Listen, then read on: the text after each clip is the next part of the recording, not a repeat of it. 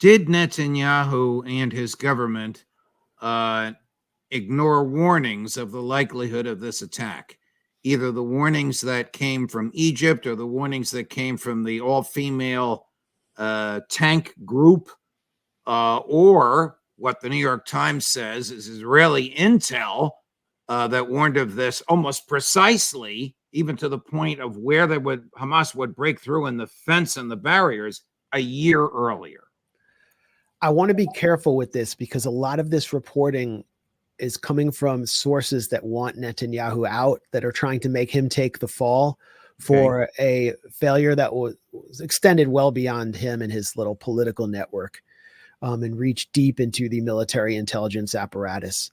And so, you look at the New York Times reports and who's leading them. It's a guy named Ronan Bergman. He's an Israeli reporter, and he wrote a book called Rise Up and Kill, which is a history of Israel's assassination policy. You look at who blurbed that book. It's a lot of many of the security chiefs, the former Mossad and Shin Bet chiefs, who are leading the campaign against Netanyahu, and they're his sources.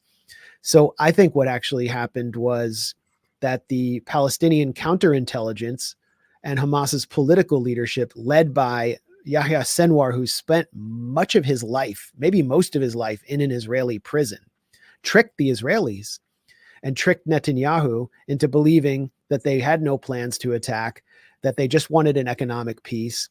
And they managed to pull off a major intelligence coup, conceiving the largest military operation against Israel since 1973 without using any advanced technology that Israel could have surveilled, and carrying it out in very disciplined fashion. And I think Israel's intelligence services, we hear so much about how brilliant they are. They're kind of a paper tiger, as is Israel's military. We see right now Israel's military is able to destroy many civilian homes. They're winning the war on Palestinian babies and Palestinian women.